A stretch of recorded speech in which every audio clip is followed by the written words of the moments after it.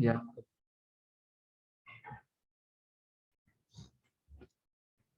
baik, semoga semua udah bisa melihat. Udah, Pak. Nah ya, oke. Kemarin kita sudah belajar dulu sedikit mengenai kompresi video. Bahwa kompresi video ini mengeksploitasi bukan hanya spasial dan spektral, tetapi juga temporal. Karena antar frame ini ada banyak sekali redundancy, ya, redundansi. Misalkan kalau orang sedang bicara, layarnya di belakang tembok gitu, atau apapun, maka kemungkinan besar layarnya itu tidak banyak berubah. Nah, itulah yang bisa dieksploitasi supaya kompresinya maksimal. Baik, mari kita lihat ya. Harus sudah fokus nih semuanya ya. Kita akan membahas sedikit simbol matematika. Nilai suatu pixel dapat berubah di setiap frame-nya. Nilai tersebut ditulis sebagai Cn x, y. Ya. Mari kita lihat yang berikutnya. Pixel yang memiliki posisi sama pada frame berikutnya disebut collocated pixel. Cn tambah 1, jadi n ini adalah indeks dari frame. Kalau yang sekarang n, frame berikutnya n tambah 1. Nah, dalam video, sebuah pixel itu bisa berubah-ubah. Saya coba mau pindah ke studio ya. Ingin tahu efeknya. Oke. Nah, di frame berikutnya, Ibu akan rekaman? Iya. Oh, siap. Sebentar, ternyata studionya dipakai. Jadi saya kembali ke sini aja.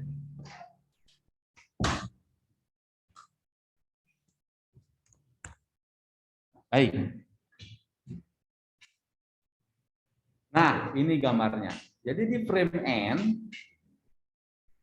ini adalah pixel sekarang. Ya. Nanti ketika di frame berikutnya, pixel ini posisinya di sini. Untuk sebuah gambar yang dinamis, pada frame berikutnya, frame warnanya, warna pixelnya pasti berubah. Kalau gambarnya statik, maka warnanya tidak berubah, atau dalam kata lain, nilai dari warna pixel ini tidak berubah pada frame n tambah 1, malahan kalau dia berlama-lama tidak berubah-ubah gambarnya ya, maka dia memang tidak pernah berubah. Tetapi secara umum pastinya warnanya akan berubah pada frame berikutnya. Nah, kita lihat di sini, jangan sampai keliru ya, bahwa ini secara mata sebenarnya ada perubahan dari frame n ke n tambah 1. Yang warnanya asalnya di sini, kemudian pada n tambah 1 warna ini berpindah ke sini. Nah, maka ini adalah Cn tambah 1 x, y. Kalau yang di sini, ini justru Cn x aksen, y aksen. Dan yang collocated pixel sebenarnya yang ini. Cn x, y. Ya, jadi kita Cn x, y itu yang ini. Kemudian di frame berikutnya dia berpindah nih ke sini. Cn tambah 1 x, y. Warnanya lihat, warnanya tetap. Nah, kalau kita lihat jejaknya, maka ini adalah CN X aksen Y aksen nih jejaknya nih. Nah, C vektor yang menunjukkan dari CN X, Y ke CN X aksen Y aksen ini disebut sebagai motion vector dx dy. Nah, saya nggak akan beranjak dulu karena ini seringkali kalau yang tidak fokus nih di sini pusing ini memahaminya karena ada n tambah 1 ini frame-nya. Di sininya n dipakai ya, n dipakai di sini n tambah 1 ini tentang frame-nya. Kemudian ada x, y di sini x aksen, y aksen. Barulah nanti dx dy ini. Nah, ini hal sederhana, tapi kalau nggak fokus ini pusing terus. Sampai ke depannya jadi pusing. Makanya saya akan bertanya dulu di sini. Partisipannya baru 87 ini apalagi ya. Berarti sekitar berapa nih? Ya 15 orangan. Kalau nggak nonton bisa jadi pusing terus ini ya. Coba saya mau menyapa dulu. Nah, saya ingin menyapa Alexander Ludwig. Halo Alexander. Halo Pak. Baik. Alexander, mohon diterangkan kembali Alexander. Sorry Pak, tadi baru masuk, salah link aku tadi. Gak apa-apa, siapa tahu udah paham sebelum masuk juga. Hah? Apa ya? Belum. Kita hanya bicara 3 titik aja loh ini. Sebetulnya 3 titik ada simbol matematikanya begitu. Dan 1 vektor. 3 titik 1 vektor. Gimana? Perlu bantuan nggak Alexander? Mungkin perlu deh Pak. Perlu bantuan? Mungkin perlu. Siapa yang mau disuruh bantu? Apa ya? Suaranya pelan Alexander. Halo, halo. Ya. Sebut nama yang bisa membantu Anda. Apa ya? Supaya menerangkan kepada Anda kalau Anda memang belum paham. Mungkin Kemal bisa bantu. Ayo sebut aja 1. Udah Pak. Halo, halo. Mana orangnya belum kan? Belum nyaut. Oh, Iya Pak. Oke, silahkan diterangkan kepada Alexander. Mungkin sama yang lain yang terlambat-terlambat nih. Oke, Kemal. Oke, jadi di redundansi temporal ini ada di gambar ini tuh ada yang titik-titikan. Nah, yang titik-titik ini namanya suatu pixel dari suatu frame. Jadi pada umumnya kalau dalam suatu video itu pixel itu bisa berubah-ubah. Makanya kita bisa lihat di sini ada frame n sama frame n plus 1. Di mana kalau kita lihat ini tuh daerah tempat pixelnya itu berbeda gitu.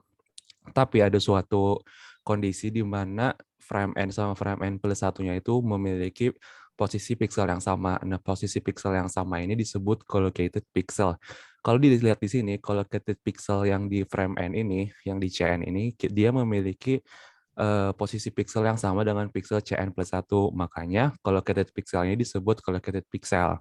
Kemudian di sini juga bisa dilihat ada yang namanya motion vector. Motion vector ini merupakan perpindahan dari suatu pixel ke pixel yang lain. Makanya disebut motion vector. Dari yang panah ini bisa dilihat. Kayak gitu, Pak. Oke, saya sedikit lengkapi ya. Kita punya pixel CNXY warna putih nih. Nah, ternyata pixel ini seolah-olah pixel ini berpindah karena di frame berikutnya dia sebenarnya di sini nih. Tapi kalau yang kita lihat sebenarnya di layar TV kan selalu frame paling depan ya, karena dia berubah terus begitu kan. Jadi pada saat frame berikutnya si pixel ini posisinya sebetulnya di sini. Nah, kalau kita proyeksikan di layar yang kita lihat, maka sebenarnya dia seolah-olah berpindah ke sini. Padahal di frame berikutnya adalah di sini yang kita lihat itu. Warnanya nih sama gitu. Nah, sehingga kalau vektor di bidang frame N itu adalah motion vektornya dx dy. Oke, sudah bagus Kemal ya? Udah oke, ada yang ditanyakan nggak Kemal? Saya masih bingung sih Pak sama collocated pixelnya Pak. Di sini kan kalau Bapak bilang tadi yang putih ini pindahnya ke frame N+1 ke putih lagi. Tapi dia dibilang kalau posisinya sama, itu gimana Pak? Oke. Eh, eh, eh, eh, eh, eh, eh.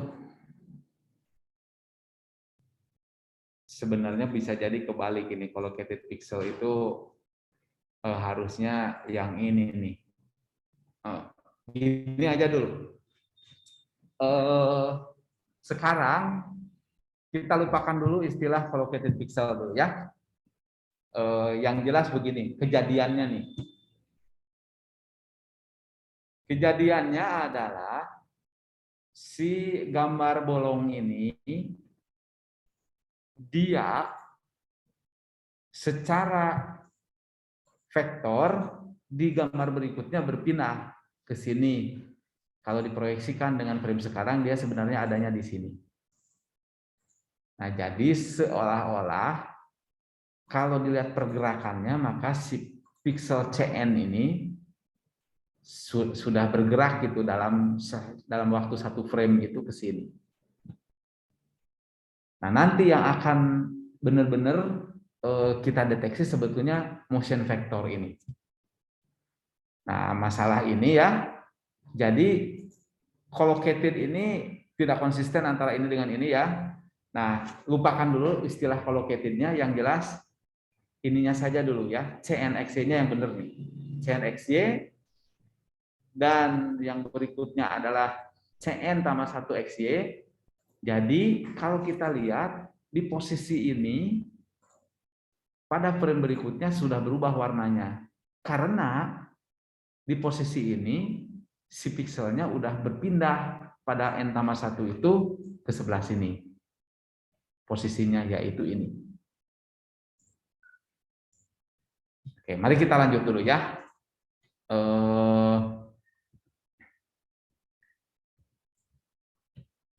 Oke, mari kita lihat.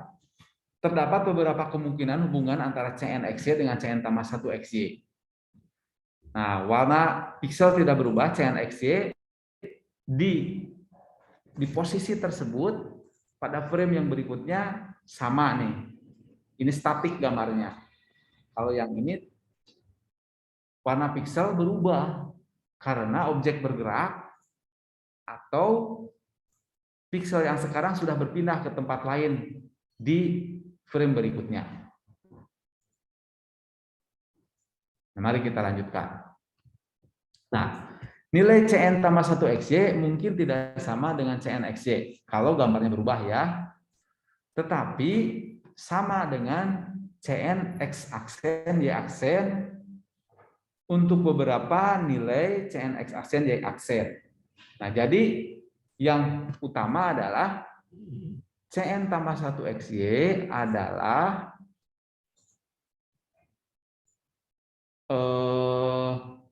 sudah ditempati sekarang itu dengan CN aksen Y aksen. Nih, di sini gambarnya kayak gini. Nah, ini lihat ya, karena dia berubah ya. Asalnya dari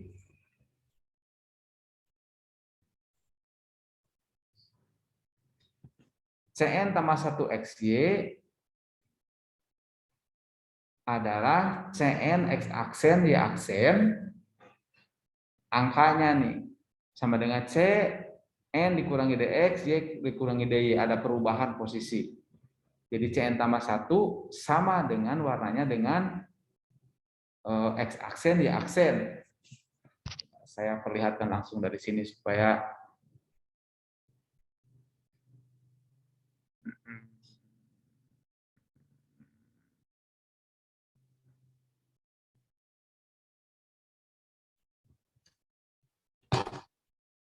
ini gambarnya langsung dari sini ya. Saya view dulu.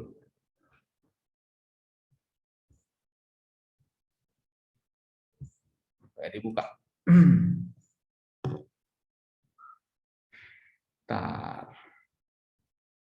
Kita lihat langsung gambar aslinya di sini supaya nggak pusing, takutnya nih yang bikin slide-nya salah. Ya.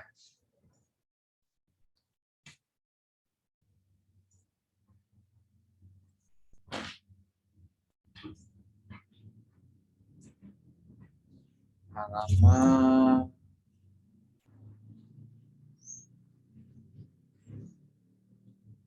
Oke. Mari kita lihat dulu dari sini. Oke, kita akan lihat dulu ya secara garis besarnya. Masih monitor? Ini Kemal? Kemal masih monitor Kemal? Iya, masih Pak. Oke, lihat dulu ya. Kita akan melihat gambar nih si anak ini nih. Si anak ini wajahnya di sini pada saat frame N. N tambah 1 dia udah berjalan nih. Terlihat ya dia sudah berjalan ya, asalnya di pinggir sekarang ke tengah. Kemudian di N tambah dia lebih sana lagi, akhirnya dia melewati pohon. Tuh, ini kan ini pohon nih. Nih si pohon nih, ini pohon. Ini wajahnya. Tuh, sekarang wajah dengan pohon udah berdekatan. Ini pohon, wajahnya ini sudah semakin jauh. Udah terlihat bahwa si pohon, kalau kita relatif ke pohon, si anak wajahnya sudah bergerak. Udah jelas Kemal ya? Jelas Pak. Nah, sebenarnya kalau kita lihat dari segi posisi gambar, sebenarnya pohon juga bergerak nih. Asalnya sebelah sini lihat nih jarak nih.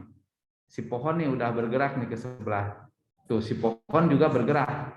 Karena kamera ini di panning ini, digeser juga kameranya. Jadi seolah pohon bergerak ke kiri, si anak bergerak ke kanan. Jadi dua-duanya bergerak relatif terhadap frame. Jelas ya? Jelas Pak. Yes.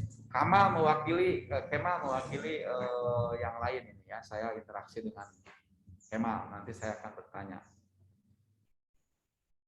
Nah, lihat nih sekarang ya, ini prinsip utama dulu. Sebelum nanti masuk ke matematikanya ya, ke sini. Saya menjelaskan prinsip utamanya dulu. Nah, kalau kita lihat frame N. Ini frame N tambah 1. Kemal, apa yang berubah antara N dengan N tambah 1? Mukanya Pak, mukanya dia berubah. Berubah gimana tuh? Kalau dilihat sih berubah ekspresi sama mukanya Oke. agak lebih ya gitulah. Oke, ada perubahan ya. Nah, sekarang yang di bawah nih, N dan N tambah 1. Ini jelas semua N di atas dan di bawah beda ya, gambarnya beda. Tapi kita lihat ingin memperlihatkan perbedaan ini. N yang bawah dengan N tambah 1, apa yang berubah? Posisi dari anaknya. Posisi jadi anaknya ya. Pohonnya berubah nggak? Relatif terhadap kamera iya. Ya, relatif terhadap kamera atau relatif terhadap frame dia berubah. Kalau yang atas pohon tidak terlalu banyak berubah. Nah, kalau kita lihat nih, kan ini pixel ini angka ya. Nah, lihat N tambah 1 dikurangi N. Perbedaannya kayak gini. Nah, kalau yang bawah perbedaannya lihat. Si anak kan relatif tidak banyak berubah nih. Pohon juga ya. Kalau yang bawah si anaknya berubah, pohonnya juga nih. Ya kan? Iya Pak. Nah, jadi kalau yang di atas ini relatif statik ini, sehingga perbedaan antar frame-nya relatif putih.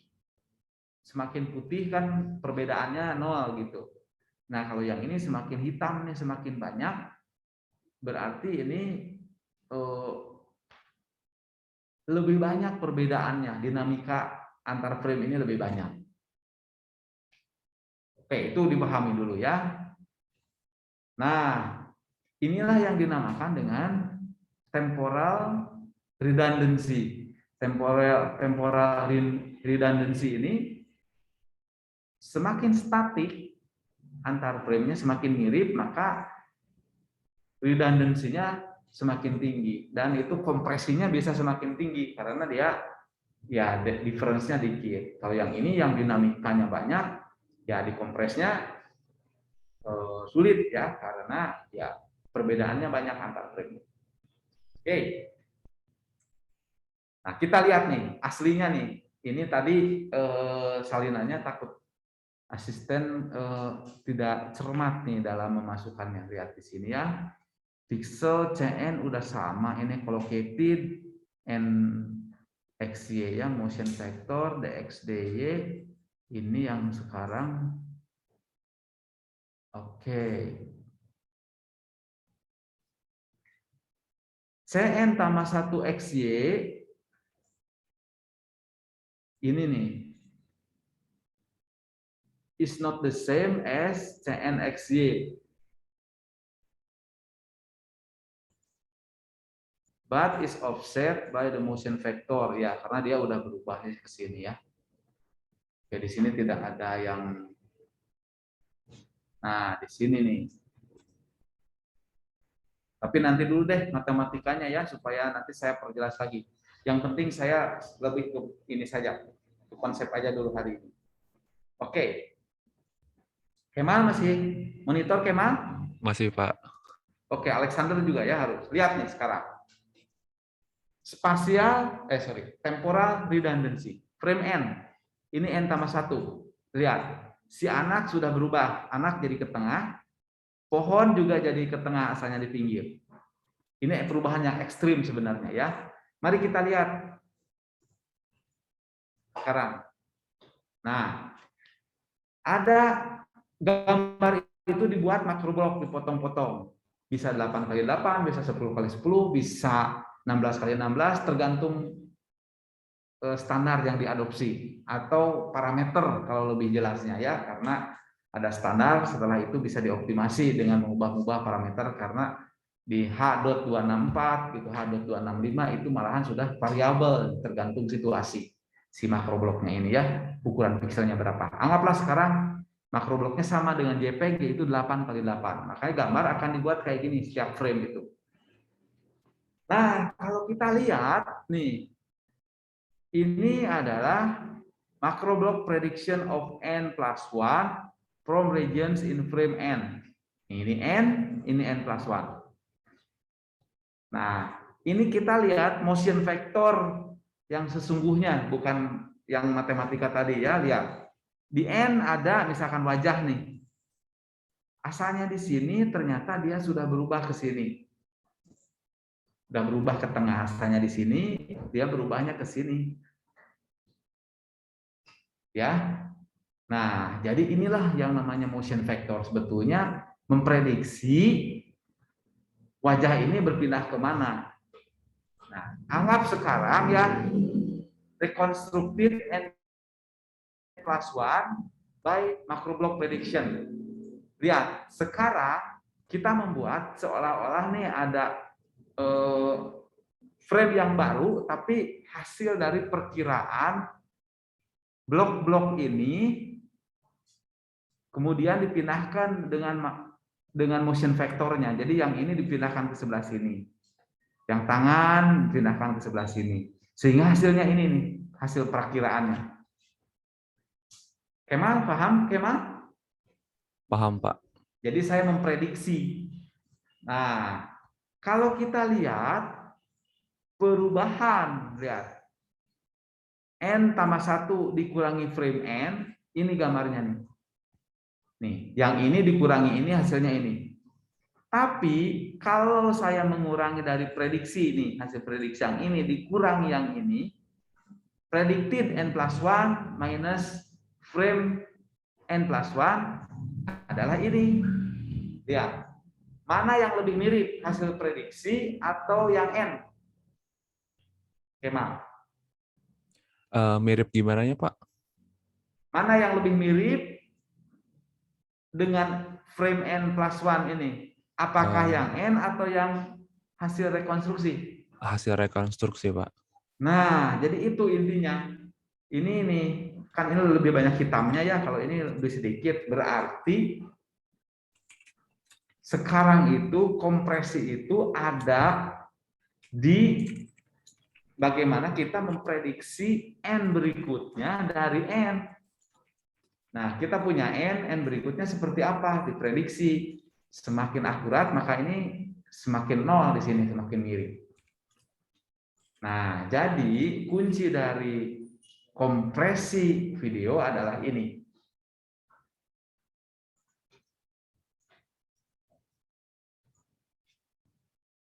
Oke, saya mau nanya Alexander. Alexander, paham? Mohon dijelaskan kembali gambar ini.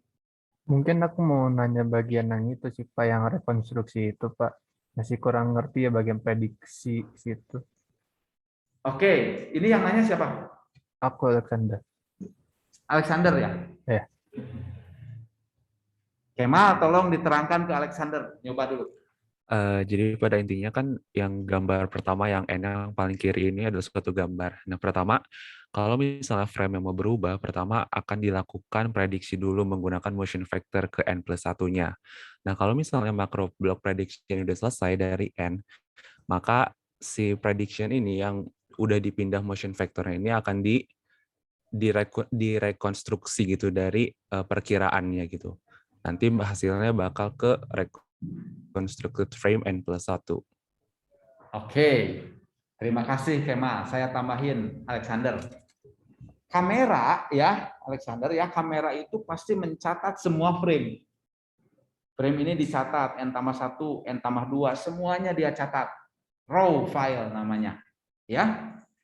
Nah, tapi supaya kita dapat mengkompresi, maka yang dikirimkan bukan benar-benar tiap gambar N+1, N+2, melainkan adalah makro blok, kemudian dengan motion vektornya. Inilah sebetulnya kita memprediksi. Biasanya nanti yang kita prediksi itu, kita ambil, katakanlah untuk gampangnya untuk sekarang ya, nanti detailnya kita perjelas. Jadi biasanya yang kita ambil adalah frame N sama N+10. Itu pasti asli gambarnya. Tapi kalau yang diantaranya, frame kedua, ketiga, sampai ke-9, itu biasanya prediksinya. Jadi kita menghemat, tetapi nanti ada kompensasinya. Jadi kita prediksi yang dikirim itu bukan lagi pixel, tetapi rumus. Ini rumus-rumus, nih motion vector ini. Dia pindah kemana. Jadi si gambar yang ini ditambah motion vector. Jadi sebenarnya kalau kita punya 10 frame, maka yang asli itu hanya frame ke-1 dan frame ke-10. Atau kalau mau frame ke-11, terserah lah itu ya, nanti detailnya ada karena beda-beda standar. Nah, katakanlah sekarang yang asli itu 1 dan 10, maka frame 2 sampai 9 akan menggunakan motion vector aja dengan modal dari sini, ditambah nanti errornya yang ini nih, yang errornya yang dikirimkan. Karena hasil prediksi plus error itu akan menjadi nyata yang ini. Oke, Alexander, bagaimana? Sudah Coba cukup. terangkan kembali. Udah jelas belum? Seharusnya udah, cuman walaupun bingung yang bagian 1 sampai 10.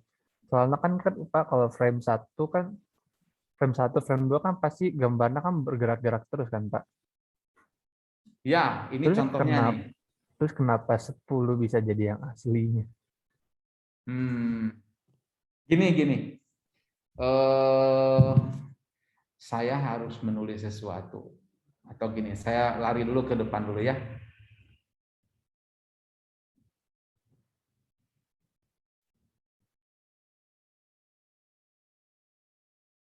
Di sini nggak ada matematika semua. Tak, ada kok di bawah sini. Nah, ini lihat Alexander. Jadi sebenarnya Alexander, kita dalam mengkompres itu Kalau seandainya tanpa kompresi, maka semua frame akan I tipenya. Intraframe. Ini JPEG, ini JPEG, JPEG, JPEG, semuanya JPEG. Tapi kompresinya hanya hasil JPEG aja. Nah, sekarang kalau kita lihat di sini ada ya 5 frame. I dan I. Nah, sebetulnya yang ini hasil prediksi, lihat tuh. Ini diprediksi. Ini hasil prediksi dari sini, ini hasil prediksi dari sini. Atau bisa yang ini prediksi dari sini, ini prediksi juga dari sini, bisa itu. Tergantung, bahkan nanti akan kita lihat prediksi itu bisa dari sini dan dari sini. Sehingga karena yang PPP ini hanya dalamnya itu hanya motion vector aja di tiap makroblok itu. Oleh karena itu motion vector kan irit gitu ya, hanya sebuah angka desimal X dan Y gitu. Sementara kalau ini frame kan banyak. Sementara makrobloknya hanya dari sini. Jadi ini isinya cuma rumus aja motion vector doang gitu. Oleh karena itu kalau kita lihat satu persatu biasanya yang ini nggak begitu jelas. Yang jelas hanya I sama I ini aja. Oleh karena jadilah kita mendapatkan penghematan dari temporal redundancy karena kita menggunakan yang PPP ini. Yang dikirim bukannya gambar tiap pixel, tetapi hanya makroblok yang berdasarkan dari I, tapi yang di sini hanya motion vector sama difference-nya. Gitu Alexander. Paham nggak? Oke Pak, cukup paham. Kemal, paham Kemal? Paham, Pak. Oke, baiklah. Kalau begitu terima kasih Kemal ya sama Alexander. Saya mau nanya, sekarang mau nanya yang lain. Saya kembali lagi ke sini nih. Jadi hari ini yang penting bisa paham secara garis besarnya. Saya kembali lagi ke sini.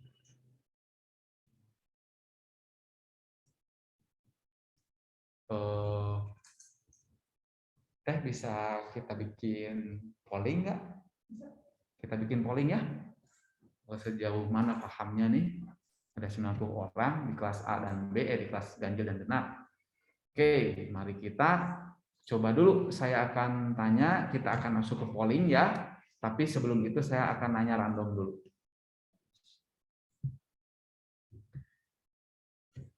Pollingnya 2 aja, ngerti sama tidak aja. Oke, saya akan bertanya sekarang kepada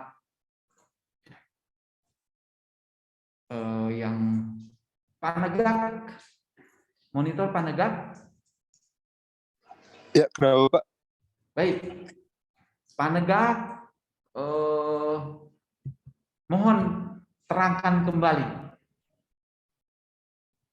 Terangkan kembali mengenai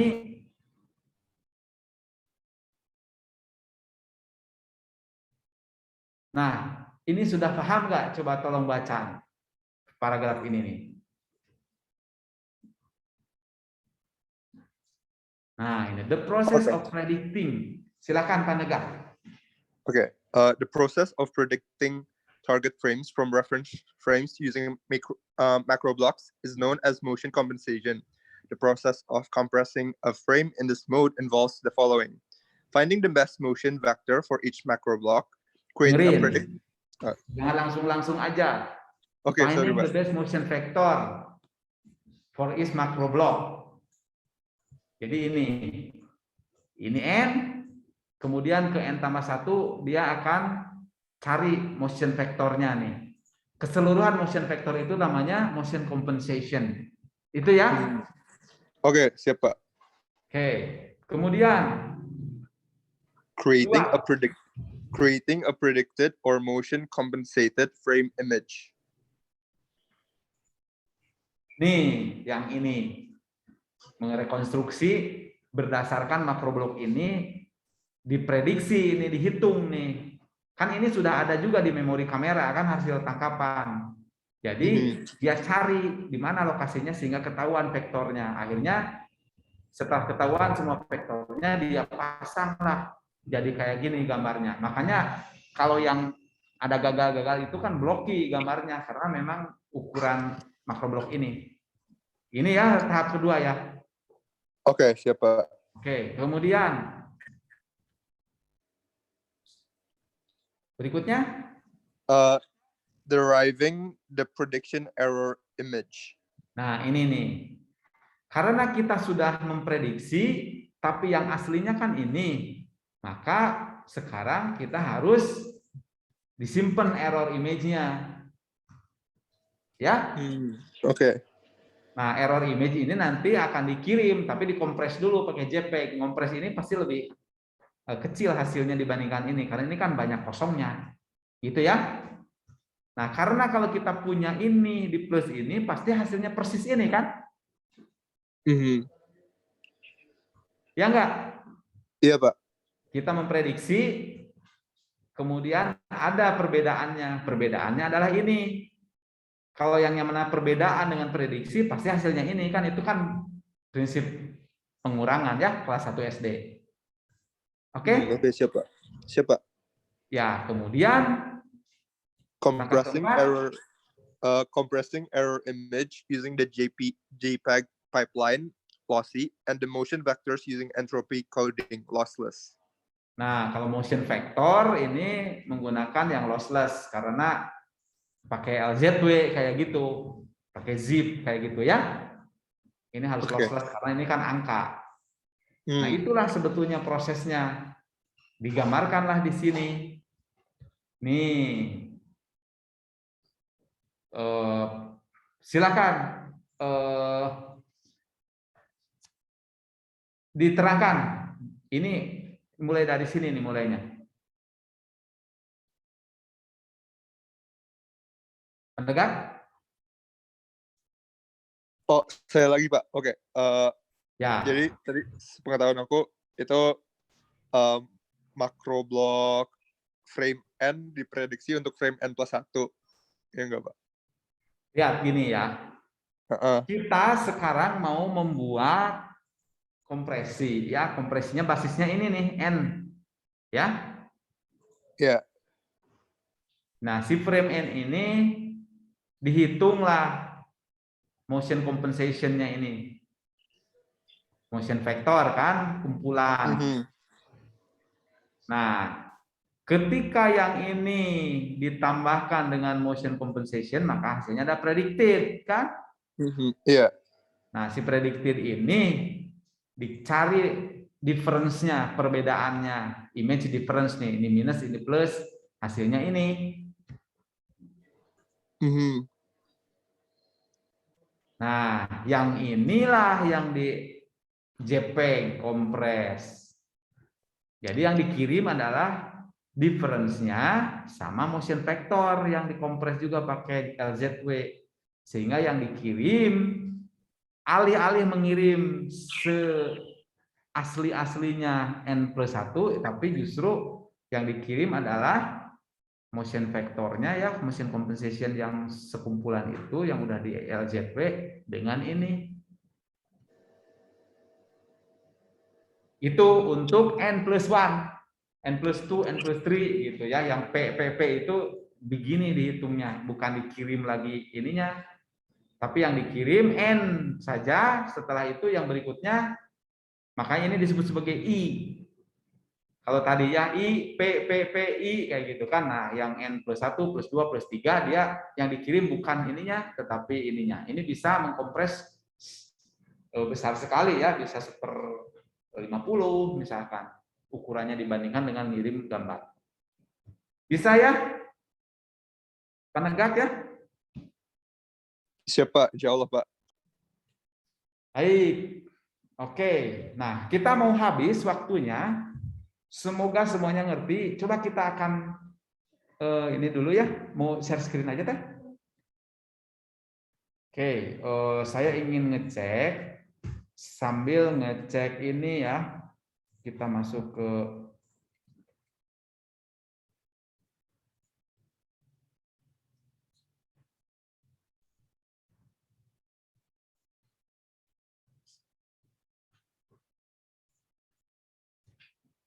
baik. Mohon masuk ke kelas masing-masing saya ingin bertanya seberapa paham yang sudah diterangkan ini. Teh Atina akan share screen.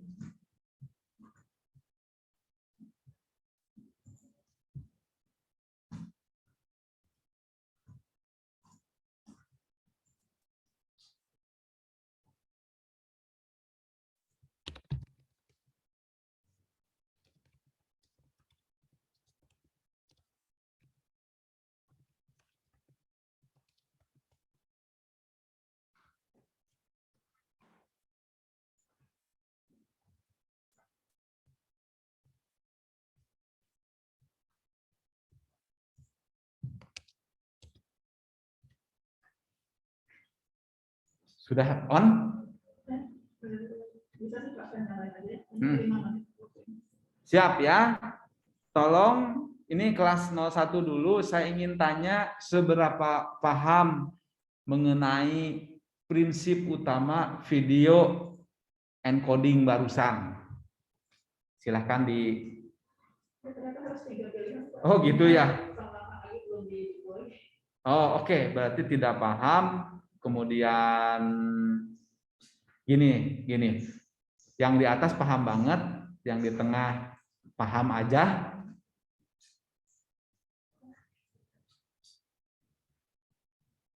Belum, di situ belum paham. Oke. Ya, kelas 01 dulu.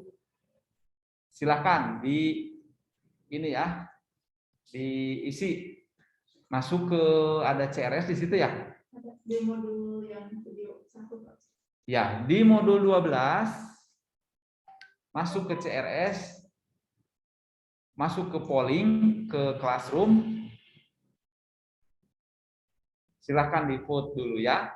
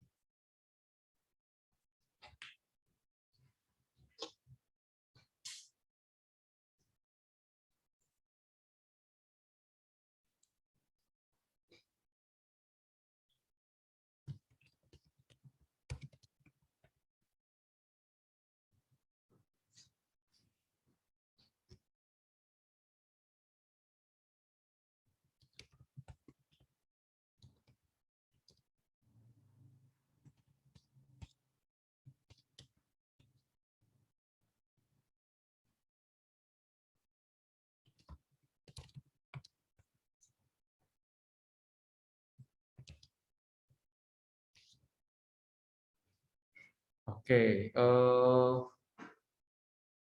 sudah menjawab semua belum? Di saya nggak ada, Pak. Ya, masalah di Anda berarti karena yang lain sudah jawab ya. Di refresh dulu screen-nya ya. Refresh page, masuk di modul 12. Yang lain ada. Silahkan di kelas 01, kelas 02.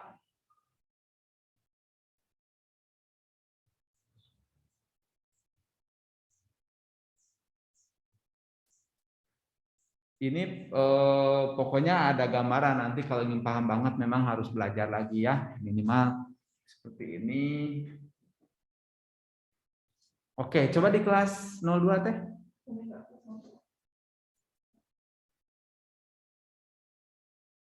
Belum menjawab, yang lain. Ayo silahkan yang belum.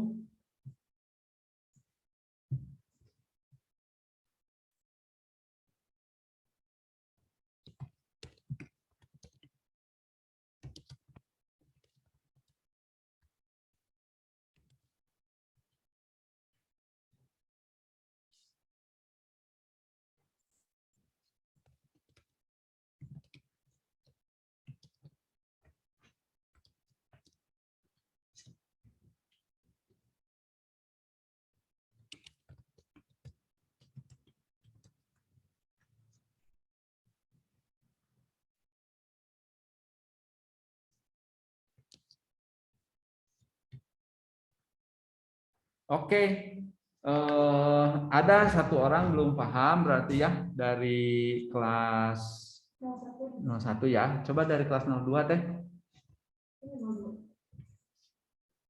Oke, alhamdulillah ya. Ini nanti akan habis waktunya. Oh, nanti nutup ya. Oke, nah yang belum paham ya, tolong nanti cari teman, karena pada umumnya yang lain sudah paham, cari teman supaya bisa bertanya. Kalau masih belum paham nanti bisa japri ke saya di chat, ya di chat, di Zoom chat.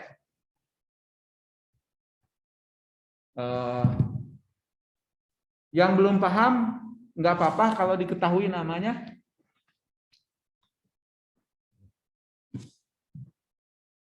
Ya sudah, kita lihat aja dulu, coba lihat yang belum paham siapa, minimal saya lihat ke sana. Oh gitu ya. Ya Rifandi, Zulfan, bukan berarti ini ya.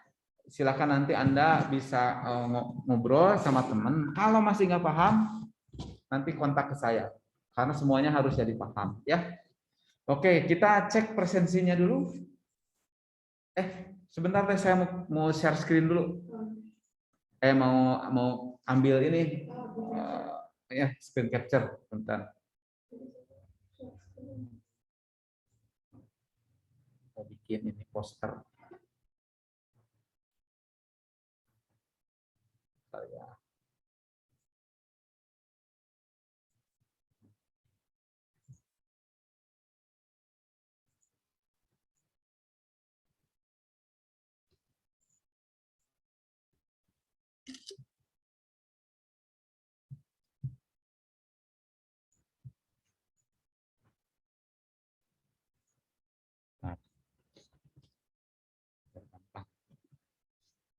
Simpen dulu.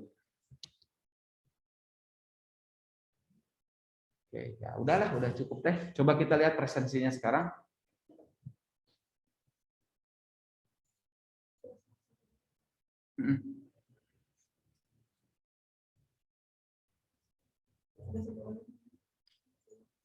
Oh, Stella masih sakit mungkin ya.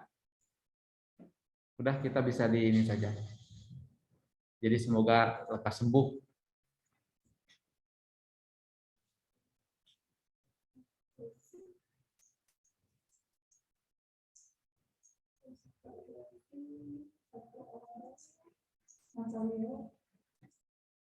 Nathaniel ada gak? Nathaniel nggak ada ya? Nggak hadir? Oke, baik, kalau begitu bisa di itu ya. Baiklah, hari ini sampai di sini dulu. Silahkan dilihat, dibaca-baca ininya ya. Jadi yang matematika tadi lupakan saja dulu ya. Saya akan cross check dulu mana yang betul, tetapi yang paling penting justru yang barusan terakhir, yaitu bagaimana diagram blok ya. Yang ini nih saya share terakhir ya. Nah, justru yang ini. Ya, diagram blok inilah inti dari semua kompresi video. Jadi menggunakan prediksi. Sebagaimana linear prediction code itu ya untuk suara. Sama itu juga memprediksi bagaimana frame berikutnya dari suara. Dan perbedaannya yang nanti dipakai. Sebagaimana juga kalau kita lihat DPCM atau DPCM difference ya, differential passcode modulation, menggunakan prediksi dulu, kemudian dihitung errornya, dan hasil prediksi secara matematis itulah yang dikirim bersama difference-nya, bersama errornya. Nah ini cara mendecode-nya ya, yang tadi JPEG, kemudian ini motion vector, kemudian direkonstruksi ya menggunakan frame N ini, dan hasil rekonstruksi ini lihat N direkonstruksi dengan motion compensation itu ditambahkan difference-nya, maka jadilah N tambah 1 yang hasil perkiraan. Itu ya, sehingga kita bisa menonton dengan cukup baik. Itu ya, itu saja dulu. Lihat di halaman ini, di Hafaldar, di halaman 231, 230. Oke, terima kasih banyak. Presensi sudah, yang hampir semuanya sudah paham. Jadi nanti tinggal pengayaan ya di minggu depan. Untuk saat ini tidak ada PR dulu, tapi silahkan dibaca supaya paham betul ya. Oke, terima kasih kepada semua. Saya pamit dulu. Salam sehat selalu. Wassalamualaikum warahmatullahi wabarakatuh. Waalaikumsalam warahmatullahi Waalaikumsalam. wabarakatuh. Terima kasih, Pak.